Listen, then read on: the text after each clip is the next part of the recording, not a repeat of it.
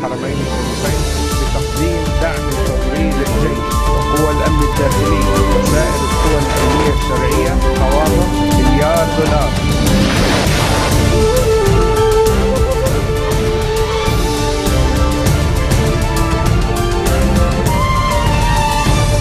Bonjour à tous et merci de nous rejoindre sur Futur TV pour cette nouvelle édition de la rédaction. Voici les titres de ce journal. Shah Abdellatif Deria, nouveau moufti de la République libanaise. Il promet le retour de l'entente à Dar el-Fatwa. Élu par 74 voix sur 93, il succède à Mohamed Rachid Kabbani. Nous ne laisserons pas une poignée d'extrémistes prendre le Liban en otage. Une déclaration signée Saad Hariri en référence aux djihadistes engagés dans des affrontements contre l'armée libanaise. Laurent Fabius à Bagdad, le ministre français des Affaires étrangères appelle à l'unité pour mener la bataille contre le terrorisme des djihadistes de l'État islamique. Et à suivre également dans ce journal, élection présidentielle inédite en Turquie, la première au suffrage universel direct. Le Premier ministre Recep Tayyip Erdogan est assuré de la remporter dès le premier tour. 53 millions d'électeurs sont appelés aux urnes. Il s'appelle Shah Abdellatif Deria et il s'agit du nouveau moufti de la République libanaise. Le président des tribunaux chériers sunnites a été donné favori pour succéder à Mohamed Rachid Kabbani à la tête de Dar el-Fatwa. Avec 74 voix sur 93, c'est désormais chose faite. À l'issue de son élection, le moufti Deria a promis le retour de l'entente à Dar el-Fatwa. Il estime que le bon déroulement du vote est l'expression d'une forte volonté de la part de tous les musulmans de faire face aux problèmes, de rectifier la trajectoire et de poursuivre la mission de cette institution au niveau islamique et national. L'institution a connu de nombreux rebondissements ces dernières années. 2 conseils chériers ont vu le jour, l'un reconnu par les autorités officielles et l'autre désigné par le moufti Kabbani qui ne l'est pas. Le collège électoral est composé des premiers ministres actuels et anciens, des 4 ministres sunnites et des députés sunnites en exercice, ainsi que de plusieurs dignitaires religieux. Alors que le Liban connaît des tensions à cause de la présence d'éléments ultra-radicaux engagés dans des affrontements contre l'armée, le Premier ministre a tenu à souligner que la communauté sunnite est celle de la modération et de l'ouverture. Tamam Salam a par ailleurs précisé que le nouveau moufti de la République prendra ses fonctions le 15 septembre prochain. L'élection du moufti Deria a été entachée par des violences. Selon les médias locaux, plusieurs journalistes libanais ont été violemment pris à partie par des membres de la sécurité à l'intérieur du siège de Dar el-Fatwa. Des enregistrements montrent un journaliste ensanglanté après avoir été frappé. Un autre journaliste raconte lui aussi avoir été frappé alors qu'il filmait l'incident. Saad Hariri a organisé un déjeuner à la Maison du Centre en l'honneur du nouveau moufti de la République. L'ancien Premier ministre a mis l'accent sur la modération de Dar el-Fatwa. Il a souligné que le Liban traverse une phase difficile, notamment au niveau des relations entre musulmans. Et je cite, « Les défis auxquels la nation et le Liban font face sont nombreux et la responsabilité qui incombe à Dar el-Fatwa et aux ulémas est grand. En tant que politiciens, nous assumons également nos responsabilités et nous ne laisserons pas une poignée d'extrémistes prendre en otage la communauté musulmane et le pays. Ceux-là sont les ennemis de l'islam. » Fin de citation. Hariri a par ailleurs remercié une nouvelle fois l'Arabie saoudite pour son don d'1 milliard de dollars à l'armée libanaise, estimant que cela a un impact positif sur tous les Libanais. Le chef du Coran du futur est rentré au Liban vendredi, après plus de 3 années d'absence. Mesures de sécurité préventive renforcées autour des camps improvisés de réfugiés syriens dans l'est du pays. Objectif, arrêter des individus suspectés de radicalisme et qui projetteraient de mener des actes de sabotage. Ces mesures interviennent dans la foulée des affrontements à El Sel entre l'armée libanaise et des djihadistes venus de Syrie. Ces combats qui ont débuté le 2 août ont fait 18 tués au sein de la troupe. Des dizaines de soldats et de gendarmes sont toujours détenus aux mains des islamistes qui se sont repliés dans les montagnes environnantes depuis que l'armée a repris le contrôle de cette ville, de la Beka. Les autorités libanaises ont demandé la coopération des administrations locales, le renforcement de leurs propres mesures de sécurité, ainsi que le recensement des réfugiés syriens qui habitent dans leur zone. Le Conseil de la Ligue des fonctionnaires du secteur public appelle à une nouvelle grève générale mardi et mercredi, ainsi qu'à un sit-in mardi devant la Direction générale de l'enseignement technique et professionnel à Découéné. Une décision qui survient à la suite des récents propos du ministre de l'Éducation. Elias Moussaareb a évoqué la possibilité de prendre des mesures pour contourner le boycott de la correction des examens officiels, comme par exemple octroyer des attestations de réussite aux élèves qui ont passé le brevet et le baccalauréat. Les raisons de cette crise, la nouvelle grille des salaires n'a toujours pas été adoptée par le Parlement. Résultat, des dizaines de milliers d'élèves attendent toujours les résultats du bac et du brevet. Laurent Fabius à Bagdad ce dimanche, le ministre français des Affaires étrangères a appelé à la formation d'un gouvernement d'union nationale pour faire face à l'offensive des djihadistes de l'État islamique. Il doit ensuite se rendre à Erbil, la capitale du Kurdistan irakien, pour superviser la distribution de l'aide humanitaire. À Bagdad, Laurent Fabius a repris le credo des dirigeants occidentaux, notamment américains, en appelant les parlementaires irakiens à désigner un nouveau Premier ministre capable de dépasser les divisions confessionnelles. Le chef du gouvernement sortant, Nouri al-Maliki, est accusé d'avoir attisé le ressentiment de la population sunnite, favorisant ainsi la progression des intégristes de l'État islamique. J'ai moi-même saisi mes collègues de l'Union européenne pour que tous, à la fois, condamnent l'État islamique et en même temps montrent concrètement leur solidarité vis-à-vis des populations irakiennes.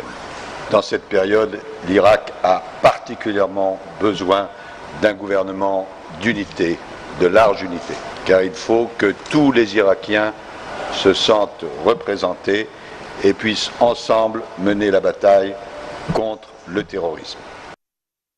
Ce sont des chiffres inquiétants. Selon le ministre irakien des droits de l'homme, 500 membres de la minorité religieuse yazidi ont été assassinés par les djihadistes de l'État islamique depuis le début de leur récente offensive dans le nord de l'Irak. Le ministre dit détenir la preuve que les extrémistes ont enterré vivants certaines de leurs victimes, dont des femmes et des enfants.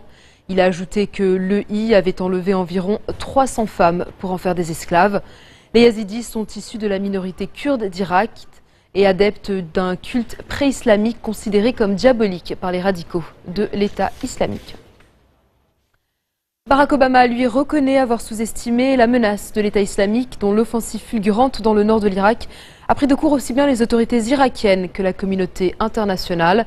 Le président américain n'a avancé aucun calendrier sur la durée des frappes aériennes américaines, mais a prévenu qu'elles risquent de s'inscrire sur le long terme. Des frappes qui ont permis de détruire des armes et de l'équipement qui auraient pu servir à attaquer Erbil, la capitale du Kurdistan irakien. Les parachutages de vivres se sont parallèlement poursuivis pour la troisième nuit d'affilée. À ce stade des opérations, 52 000 rations alimentaires ont été larguées par l'aviation américaine au-dessus des montagnes de Sinjar, où 200 000 yazidis ont trouvé refuge. Dans un instant, en direction l'Iran, une quarantaine de morts dans le crash d'un avion près de Téhéran. Tout de suite.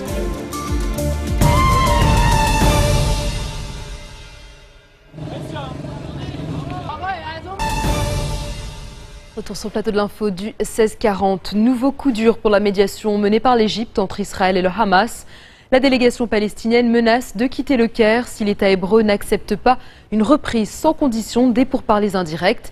Mais Benyamin Netanyahou reste inflexible. Le Premier ministre israélien a répété que son pays ne discuterait pas d'une nouvelle trêve tant que les tirs palestiniens continuent. Depuis la rupture de la trêve jeudi, Israël dit avoir recensé plus de 100 tirs de roquettes sur son territoire.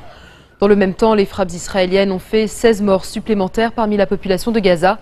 Ce matin encore, l'aviation israélienne a frappé avant l'aube le camp de réfugiés de Jabalia dans le nord de Gaza. 3 Palestiniens ont été tués, dont un adolescent de 14 ans et une femme. L'opération Bordure protectrice de Tsahal, lancée le 8 juillet dernier, a déjà fait près de 1900 morts côté palestinien, dont une majorité de civils. Côté israélien, 64 soldats et 3 civils ont perdu la vie. Le coût des reconstructions à Gaza est estimé à 6 milliards de dollars. Bachar el-Assad a reconduit à son poste le Premier ministre Wael el-Halki et lui a demandé de former un nouveau gouvernement. Le président syrien l'avait nommé à la tête du gouvernement en 2012, après la défection de son prédécesseur Eliad Hijab, qui avait fui la Syrie pour allier les rangs de l'opposition. Le Premier ministre, qui détient peu de pouvoir, a échappé à un attentat à la bombe visant son convoi en 2013 à Damas. Bachar el-Assad a lui-même été réinvesti le mois dernier pour un nouveau mandat de 7 ans à l'issue d'élections qualifiées de farce par les opposants syriens et leurs alliés arabes et occidentaux. Pour la première fois de son histoire, la Turquie élit son président au suffrage universel direct. 53 millions d'électeurs sont appelés aux urnes pour choisir le successeur d'Abdallah Gül. Le Premier ministre actuel fait figure de grandissime favori. Sauf surprise, Recep Tayyip Erdogan devrait l'emporter dès le premier tour. Même contesté, il a remporté haut la main les élections locales de mars dernier et reste de loin l'homme politique le plus populaire du pays. La campagne a d'ailleurs été marquée par l'emprise de son régime islamo-conservateur dans les principaux médias. Face au rouleau compresseur Erdogan, il y a Ekmeleddin Ihsanoglu, un professeur d'histoire de 70 ans, ancien secrétaire général de l'Organisation pour la coopération islamique. Il met en garde contre l'accumulation de tous les pouvoirs dans une seule main en cas de victoire d'Erdogan. Enfin, l'outsider de ce scrutin, c'est Selahattin Demirtas. Cet avocat de 41 ans est issu de la minorité kurde. Ancien président de l'association turque des droits de l'homme, il a été condamné en 2010 à 10 mois de prison pour ses liens présumés avec le Parti des travailleurs du Kurdistan. Il promet de défendre toutes les ethnies du pays. Nouvelle catastrophe aérienne, un avion de la compagnie iranienne Sepahan Air s'est écrasé sur un quartier résidentiel peu après avoir décollé de l'aéroport Mehrabad de Téhéran. Bilan, au moins 38 morts et 10 blessés dans un état critique. Les médias iraniens avaient dans un premier temps annoncé la mort des 48 personnes à bord de l'appareil à destination de Tabas, dans le nord-ouest du pays. Le secteur aérien iranien a été sérieusement affecté par les sanctions internationales imposées à l'Iran en raison de son programme nucléaire. Cet accident est la 4e catastrophe aérienne en moins d'un mois, avec plus de 750 victimes au cours des 8 premiers mois. 2014 s'annonce déjà comme une année noire pour le transport aérien civil dans le monde. Direction l'Afghanistan où 4 civils ont été tués dans un attentat suicide contre un convoi de l'OTAN à Kaboul. 35 personnes ont aussi été blessées dans cette attaque revendiquée par les talibans. Aucune victime n'est à déplorer du côté de l'ISAF, la force de l'OTAN dans le pays. Ces dernières semaines, la capitale afghane a été secouée par plusieurs attentats. La majorité des forces de l'OTAN, soit environ 44 000 soldats, dont 30 000 Américains, doivent quitter l'Afghanistan d'ici à la fin de l'année. C'est dans ce contexte que les deux candidats à la présidentielle semblent s'être mis d'accord pour une sortie de crise.